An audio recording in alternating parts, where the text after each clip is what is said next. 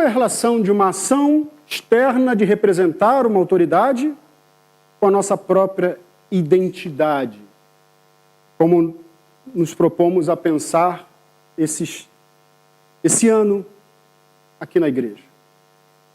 Nós já lemos esse texto, o Sérgio já leu, já chamou a nossa atenção em 2 Coríntios capítulo 5. Os irmãos devem lembrar-se que no mês de novembro do ano passado, durante o mês todo, lembrávamos desse texto.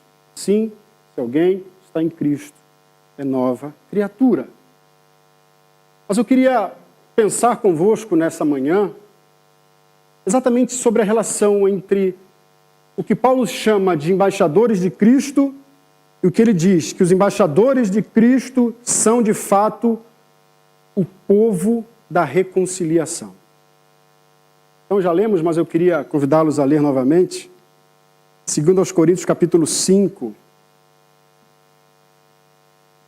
Vamos passar por esse trecho que exatamente lemos agora há pouco, mas eu queria chamar a vossa atenção para algumas afirmações de Paulo. Primeiro, no versículo 17, que diz: portanto, se alguém está em Cristo,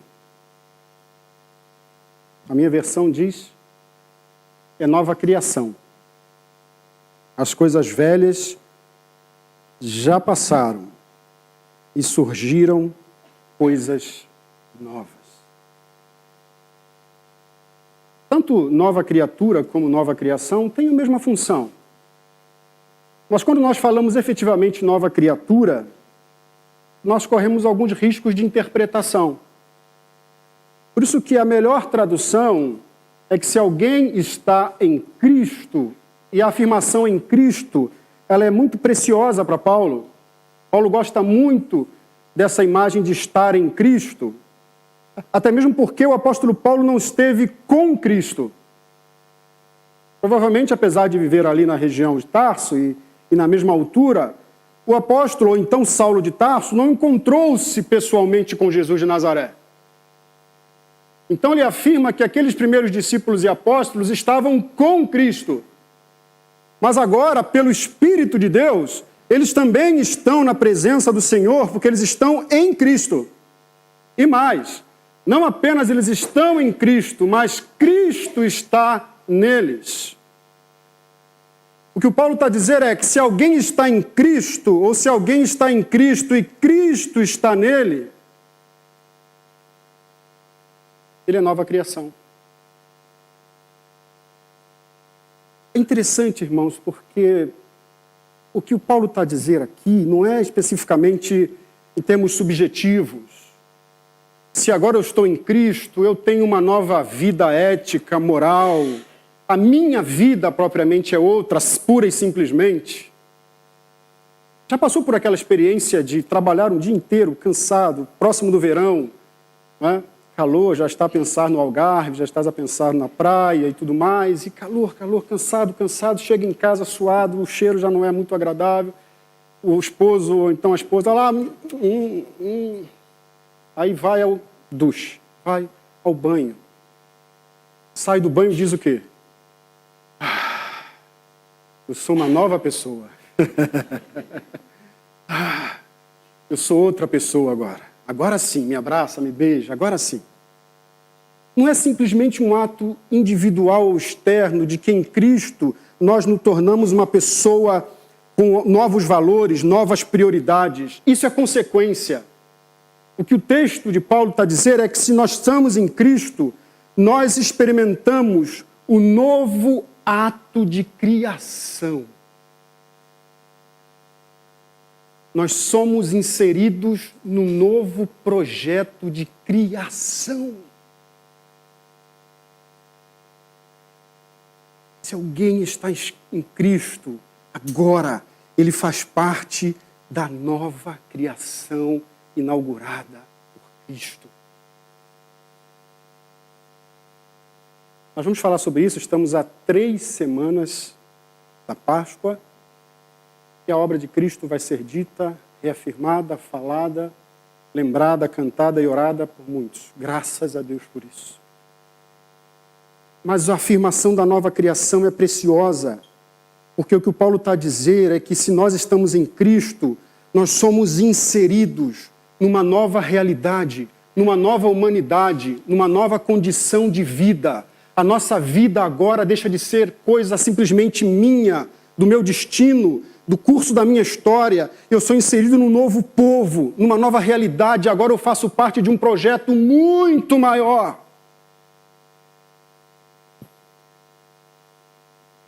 Agora a minha história vai ser reescrita. E o meu destino alterado. Eu faço parte da nova criação. É exatamente isso que a Páscoa nos comunica. Eu gosto muito da leitura que João faz acerca dos eventos relativos à Páscoa, capítulo 20 de João, porque ele faz uma relação muito própria com Gênesis 1. Depois podem fazer lá o estudo. A criação e a nova criação, ele começa com a afirmação, não é? No primeiro dia da semana, disse João. E ele continua a falar de todo aquele processo, de tudo que aconteceu naquela semana cruel, terrível, até que chega na sexta-feira. A sexta-feira, que lá, na narrativa de Gênesis 1, foi quando Deus criou, no sexto dia, o homem. Deus criou o homem e disse o quê? Olha, está feito. Isso é muito bom.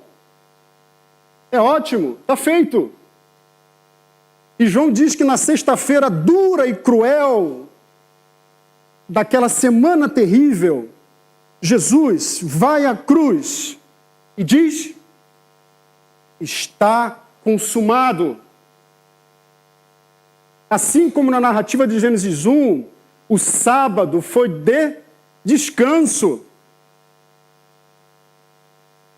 Para João, o Senhor, o Deus encarnado, descansou no túmulo no sábado, até que veio o domingo pela manhã.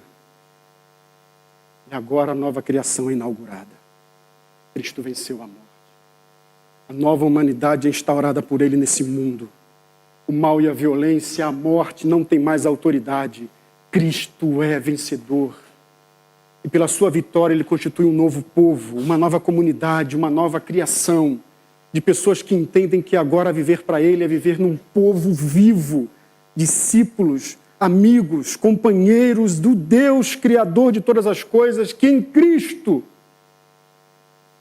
reconstrói a história. Em Cristo reconstrói a história.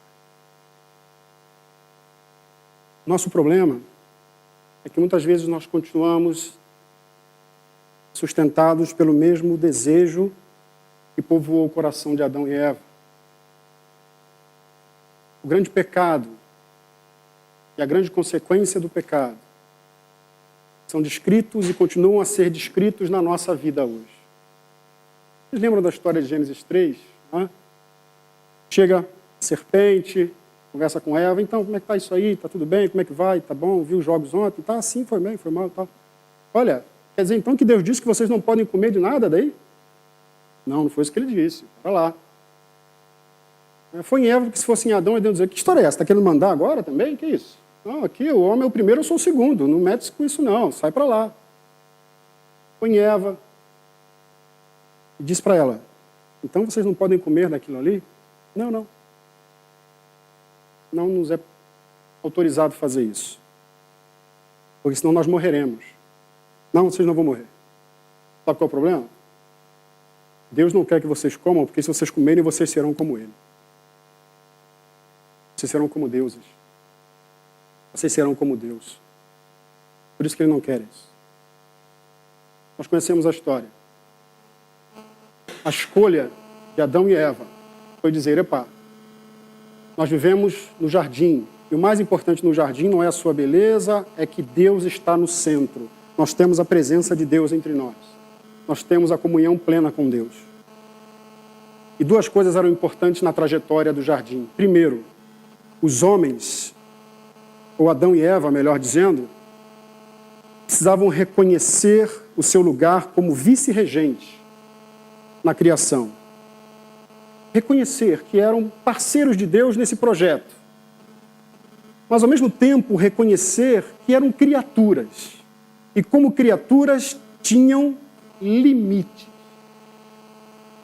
Percebe? Em primeiro, reconhecer-se no seu papel digno de ser co-regente, vice-regente, co-criador, mas ao mesmo tempo reconhecer-se como criatura,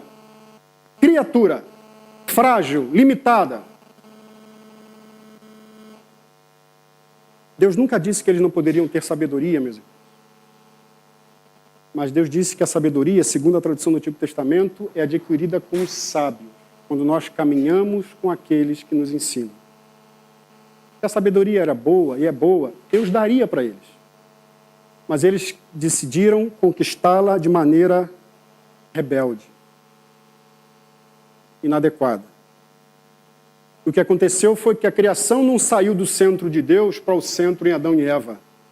Veio o caos. Veio a desordem. Veio a violência. E aquela primeira família, pequena, 4 pessoas,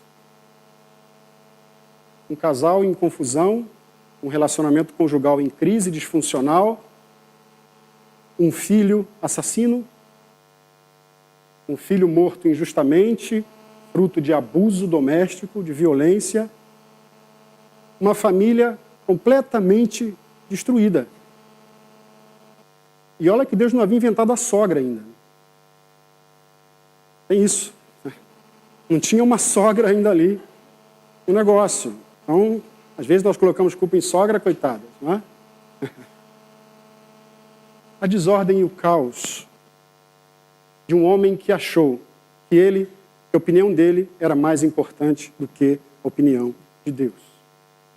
De querer ser Deus, de achar que a oposição de Deus é equivocada, de achar que aquilo que Deus diz não é certo, de achar que a minha opinião é melhor do que a de Deus, de achar que eu posso fazer ciência e na minha ciência eu posso chegar a constatações das quais Deus não foi capaz de revelar. Fazer dos meus projetos pessoais, projetos que eu sou capaz de dizer para Deus, Deus, eu sei melhor acerca da minha vida do que o Senhor. Então fica calado. De achar que sozinhos, independentes, conseguimos construir a nossa história com êxito e vitórias. O desejo continua o mesmo. Assumir que Deus não é correto naquilo que faz. Que Deus não é sábio naquilo que elabora. A minha opinião é melhor do que a dele. E com isso deixamos de ser aquilo para o qual fomos criados. Abandonamos a nossa condição de parceiros de Deus na criação e achamos que somos por nós mesmos capazes de superar os nossos limites. Aliás, Deus é tirano, porque se me deu limite, ele é mau. Tirá-lo é crescer, é ser aquilo que de fato eu quero ser. Isso se chama rebelião. Isso se chama caos. E o caos foi instaurado. E quando nós vivemos para nós mesmos, presta muita atenção nisso, irmão, por favor. Quando nós vivemos para nós mesmos, egoisticamente, nós criamos um ambiente tóxico para as pessoas que estão ao nosso redor e para nós mesmos. Quando nós vivemos uma vida centrada na nossa vontade, nos nossos interesses egoístas, o ambiente se torna tóxico. Está a perceber? O casamento se torna tóxico. A família, a igreja. E a melhor escolha é agora a escolha de lutarmos com os nossos medos, os nossos fracassos, de resistirmos ao julgamento dos outros, ou de sermos massacrados pelo julgamento dos outros, a criarmos relações egoístas, autocentradas, achando que nós temos a resposta para tudo o tempo todo.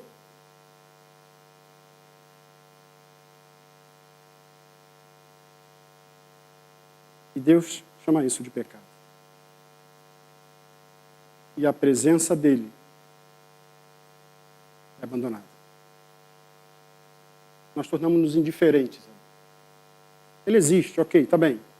Mas ele lá e eu cá. Ele lá e eu cá.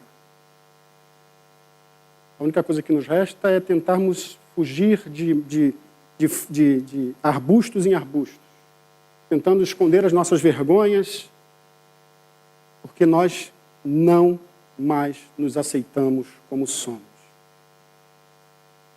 Ao ponto de chegarmos ao mais violento dos atos egoístas, de chegar a dizer que Deus errou quando me colocou no corpo de um homem. Quando, na verdade, eu acredito que eu sou. Ou mais, Deus errou quando colocou-me no corpo de uma mulher. Deus estava errado. Isso. Em mim, sou homem.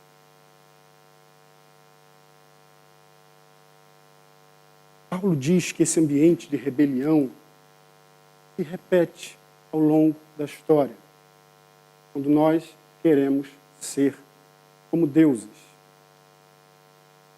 Mas o que nos resta muitas vezes é vivermos de arbustos em arbustos, nos escondendo em folhas, com medo do julgamento, com medo do fracasso, dominados pela violência com a qual fomos impostos na vida e o mundo. Em nome de Jesus eu quero dizer para o irmão e para a irmã, muitas vezes uma grande folha de figueira, através do qual onde nos escondemos, se chama religião. Religião, muitas vezes, ela não é um caminho que nos leva a Deus. Ela é um caminho que nos esconde de fato de Deus. Nos escondemos em ritos, nos escondemos em liturgias, em práticas religiosas e continuamos a viver do mesmo jeito. Paulo chama isso do pensamento segundo as paixões da carne. Versículo 16. Fala que nós vivíamos assim. Uma humanidade sem Deus. Agora ele diz por outro lado, se alguém está em Cristo, é parte de um novo projeto. Parte de uma nova criação. E é curioso porque ele usa para reafirmar a sua tese, o texto de Isaías, capítulo 43, que é um capítulo belíssimo, porque o povo de Israel se encontra cativo, o Isaías profetiza de que o povo cativo reencontraria Deus como resgatador. Deus se revelaria como Salvador e disse a eles, esqueçam o que ficou no passado, eis que faço coisas novas. Não as conseguem perceber? Não as conseguem perceber? O que Isaías disse é, toda violência, todo mal que foi imposto sobre vocês no cativeiro, o cativeiro os tirou da terra, os tirou do povo, da tradição, mas principalmente o cativeiro tirou Deus de dentro do vosso coração. E vocês não acreditam mais que eu existo, não acreditam mais que eu sou o Senhor. A violência foi capaz de confirmar no teu coração que ela é mais forte do que eu. E eu estou dizendo, eu sou o resgatador. Esqueçam o que está lá atrás. Mas é o quê? Esqueceu? Acabou? Não. Esqueçam as decisões que vocês tomaram lá atrás. Eu vou fazer coisas novas. Eu vou fazer coisas novas. O que ele está a dizer é, eu não mais vou pautar a minha relação convosco na desobediência antes do cativeiro. Eu não vou mais olhar para as inconsequências que vocês tomaram, as decisões precipitadas e infantis. Não. A partir de agora nós estamos numa nova relação. A partir de agora a coisa mudou de conversa. E reconciliação é isso. Mudamos completamente o rumo da história. Mudamos o rumo da conversa. A coisa mudou. Se vocês são nova criação, nós vamos tratar a vida de vocês de uma outra forma. Se vocês estão em Cristo, nós vamos tratar as coisas concernentes à vida de vocês de outra forma. Se vocês estão em Cristo, prestem bastante atenção. Essa dor que vai no teu coração, se você está em Cristo, dói no coração de Cristo. Porque Ele o criou para o bom, para o bem, para o belo. Essa dúvida que vai na tua alma, penetra o coração de Deus. Ele é o maior interessado em restaurar. Esse medo que paralisa o teu coração, que paralisa os teus atos, que não te permite mergulhar profundamente, afeta o coração de Deus. Agora, não está mais sozinho. As decisões da tua vida são nossas, porque nós estamos numa nova relação. E eu estou convosco. Eu estou ao vosso lado. Eu não vos deixarei sós. Se tu estás em Cristo, Cristo está contigo. Os teus problemas são dele também. As tuas lutas são dele também. E ele não aceita, não permite que a solidão povoe o teu coração. E ele diz, coisas novas virão. Senta aqui comigo. Se for necessário voltar lá no passado, nós vamos voltar. Mas eu estou contigo. Eu estou contigo. E nós vamos tratar disso aqui. Porque eu sou o Senhor. Aquela decisão futura, vamos sentar juntos. Vamos cogitá-la juntos. Porque eu estou contigo. Nova criação é a certeza de que nós fazemos parte de um outro grande e maior projeto que vai para além dos nossos desejos e vontades e nos conecta diretamente com o Supremo Criador de todas as coisas e nos aponta o fim. Por isso Paulo fala que essas coisas provêm de Deus, que nos reconciliou consigo mesmo. Mas disse, fazendo parte do meu povo, eu não quero que isso seja uma decisão egoísta como foi de Adão e Eva. Eu quero que seja uma decisão que transmita vida e bênção para toda a criação. Vocês são ministros da reconciliação. Vocês foram reconciliados e de fato experimentam a nova vida. Vocês são ministros dessa nova vida. Em todos os lugares onde a violência está, onde o mal determina o rumo da história, em todas as aldeias, em todas as esquinas, em todos os corações, onde Satanás predomina com o medo e a violência, eu quero que a minha graça chegue. Eu quero que a reconciliação que produz vida chegue. E vai chegar como? Através do meu povo. A resposta de Deus para o mal da humanidade é criar um povo reconciliado, santo, justo, e dizer para esse povo, sede meus embaixadores, como se eu estivesse a favor. Eu vos dou autoridade. Não é a opinião do Léo, David, do Tiago. É a opinião do Criador. É a palavra dele. E o que Paulo está a dizer é, todas essas coisas provêm dele que nos reconciliou consigo e nos confiou o ministério, pois Deus estava em Cristo reconciliando consigo mesmo o mundo, não levando em conta as transgressões do homem. Impressionante. O homem comete o erro, o homem comete o mal, mas quem busca a restauração é a vítima. Aquele que foi ofendido é que toma a iniciativa de restaurar a relação.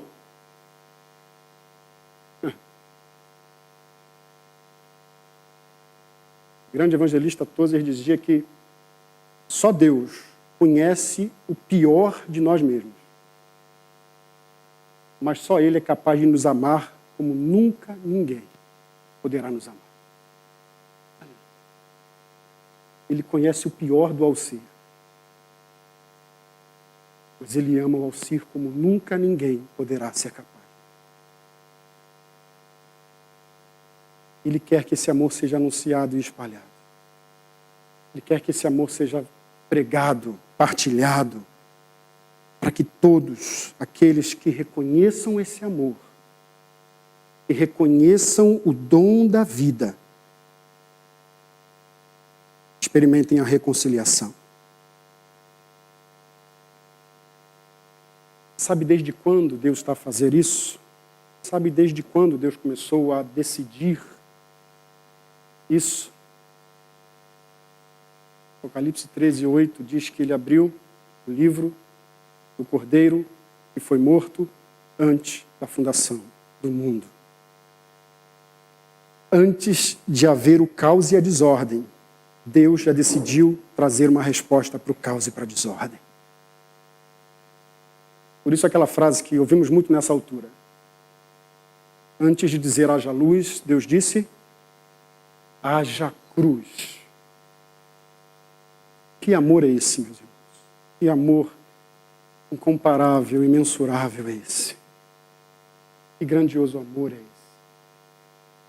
É curioso, porque a palavra final do Paulo é a palavra final para nós. Ele nos convida, em primeiro lugar, a reconhecer que nós somos parte de um novo projeto. Nova criação não é um grupo de indivíduos que hoje tem acesso ao passaporte ou o carimbo para o céu. É uma nova comunidade remida. E a vida eterna é buscar revelar esse amor para que o ser humano que distante dele não o conhece possa conhecê-lo. Possa voltar à experiência do Éden. Ter Deus no centro das suas vidas. E Ele nos convida a fazer parte disso porque nós experimentamos a reconciliação. E Ele nos chama de embaixadores. Mas é curioso que no final do versículo 20, a exortação que Ele faz é assim, suplicamo-vos por Cristo que vos reconcilieis com Deus. Depois disso tudo que eu disse que vocês são o povo da reconciliação, embaixadores de Deus. Se vocês experimentaram Cristo, Cristo está em vós, vocês fazem parte de um novo projeto. Mas ele não faz uma pergunta dizendo, portanto, vão! Já que são embaixadores, vão! Não, a pergunta dele é, venham. Olhem para dentro do vosso coração. E avaliem se alguma coisa ali precisa de reconciliação.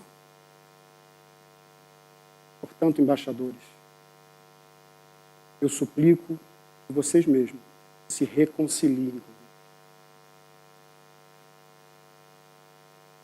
Portanto, embaixadores, olhem para dentro do vosso coração. Permitam ser examinados pelo Espírito e vejam se há algo dentro de vós de fato não vos permite estar em reconciliação.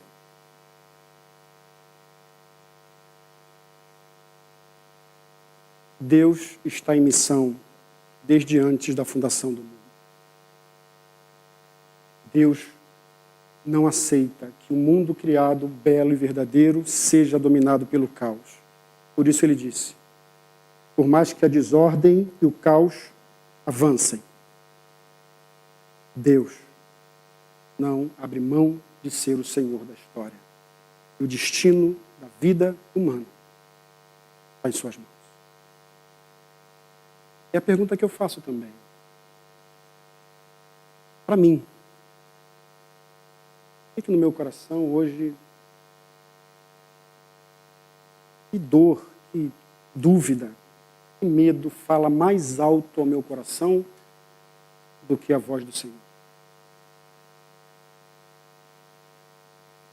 E a tentação de querer ser como Deus, de achar que eu tenho a resposta, que eu sei melhor do que Ele ditar o rumo da minha existência. Talvez aquela mágoa que diz assim, Deus, o Senhor me fez passar por isso, o Senhor permitiu que eu experimentasse isso, e agora o Senhor quer dizer que me ama?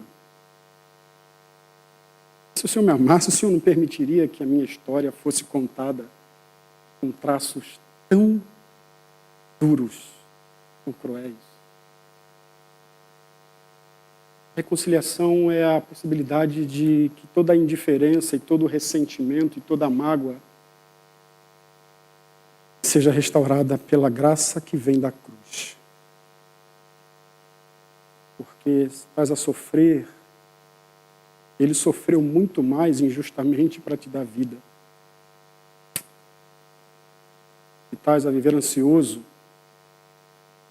Ele deu a vida na cruz. Sem razão alguma para derrubar essa ansiedade da tua existência. Se tem dúvida em relação ao futuro, ele morreu para criar um caminho novo que conduz ao Pai. Para que alguma coisa no nosso coração, de fato, tenha nos impedido de experimentar essa reconciliação plena e definitivamente ver a nossa vida avançar. O que não significa sofrimento ou ausência dele. Significa que os sofrimentos presentes não hão de se comparar com a glória que nos há de ser revelada. Eu quero orar nesse momento. E quero convidá-lo a orar comigo. Meus irmãos, o que nós temos visto nas últimas semanas é a violência em todas as suas dimensões. É a criação que geme. É a violência humana que se materializa em atos cruéis. E a resposta para toda essa violência não é um Deus que de um momento ao outro vai estalar os dedos e mudar a história. Não. A resposta já foi dada. Ele construiu e inaugurou um povo santo, vivo, que deve espalhar-se por todos os lugares e dimensões da vida humana, proclamando vida e espargindo luz, e dizendo para as pessoas e ao mundo quem de fato é o verdadeiro Deus. Mas isso começa quando eu reconheço. Essa reconciliação precisa de acontecer em primeiro lugar na minha vida. Quero orar contigo, quero orar convosco e quero convidá-lo a ficar de pé. Fazemos essa oração, pedindo a graça e o amor de Deus e a direção e iluminação do Espírito sobre nós, para que essa igreja seja uma igreja de embaixadores, de pessoas reconciliadas, que entendem o seu papel e o seu lugar nesse novo projeto de humanidade maravilhoso, queridos. Isso não é discurso e retórica religiosa. Isso é a verdade maior do que as realidades contingenciais com as quais vivemos. Nós temos uma nova humanidade criada por Cristo. E ela vai, durante toda a eternidade, habitar com Ele, reger com Ele a história e construir com Ele a salvação na vida de muitas pessoas. E eu quero fazer parte disso. Se você quer fazer parte disso, ore comigo também. Senhor, nós, diante de tão grande amor que a cruz revela para nós, nós só podemos celebrar o Senhor e glorificar o Teu nome. Como diz a Tua palavra, esse amor que foi provado por nós na cruz, sendo nós ainda pecadores. Esse amor que revela a Tua fidelidade, ainda que sejamos infiéis. Obrigado por tão grande amor. Obrigado por tão grande graça que nos torna novos, que nos diz que a nossa história pode ser reescrita, que as contingências da nossa vida não têm a última palavra, que a violência, que o mal não tem a última palavra. Obrigado porque o Senhor é aquele que nos convida a reconstruir um caminho de cura, de vida, de esperança. O Senhor que nos convida a não fazer de religião um lugar de conforto, de hábitos, de tradições que se perpetuam mecanicamente, mas fazer do nosso encontro contigo um lugar de vida em abundância, onde ouvir a Tua palavra promove em nós restauração, promove em nós conflito, promove em nós subversão, quando nos tira do nosso lugar de conforto e desaloja-nos da nossa sensação de que nós somos o centro da nossa existência, e nos convida a lançarmos sobre Ti as nossas ansiedades, a colocarmos nosso coração diante do Senhor, a reconhecermos esse projeto maravilhoso que é o projeto da nova criação inaugurada por Cristo Jesus na cruz. Obrigado, Senhor, por tão grande amor. Obrigado porque o Senhor não desistiu de nós, humanidade caída, pessoas pecadoras e sujas. O Senhor nos escolheu e nos amou e nos ama e decidiu nos amar até o fim. Obrigado por Jesus, que foi obediente e obediente até a morte, mesmo que essa morte tenha sido uma morte cruel de cruz. Obrigado porque agora nós não vivemos mais sozinhos, não vivemos mais órfãos, mas temos Cristo. E em Cristo temos todos os tesouros da ciência e do conhecimento. Obrigado porque em Cristo temos a esperança de uma nova criação, de uma nova história, de habitarmos contigo plenamente. E nós que somos inteiramente conhecidos pelo Senhor, um dia teremos a oportunidade de conhecê-lo plenamente. Mas enquanto estamos aqui nesse mundo, o Senhor nos faz perceber o nosso papel enquanto ministros da reconciliação, enquanto portadores da mensagem de vida. Senhor, há tantos arautos do mal aí fora, nos médias, nas ruas, nas escolas, nas faculdades, pregadores da violência. Há tantos religiosos, Deus, muitos deles até próximos de nós, criando doutrinas que matam, criando doutrinas que excluem, sustentando doutrinas que dividem, Senhor. Esse mundo que jaz no maligno clama por seres de esperança, por pessoas de vida, por pessoas que assumam o compromisso de levar paz. E nós que conhecemos o Príncipe da Paz, nós que somos discípulos do Senhor da vida, dá-nos ousadia, intrepidez e coragem para sermos embaixadores, para falarmos em Teu nome, Senhor. Para com intimidade contigo e com coragem de superarmos a nós mesmos, reconhecendo as nossas fragilidades e limitações, falarmos desse amor, revelarmos esse amor, denunciarmos as estruturas de pecado que destroem a nossa sociedade, mas acima de tudo sinalizar que em Cristo há vida. É por isso que o Senhor nos fez igreja, Senhor. Povo salvo, que se torna arauto da salvação.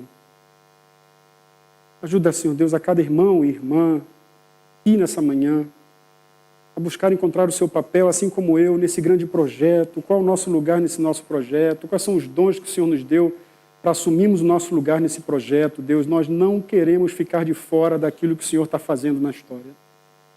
Não nos permita distrairmos-nos, Deus, distanciarmos-nos daquilo que o Senhor está a fazer.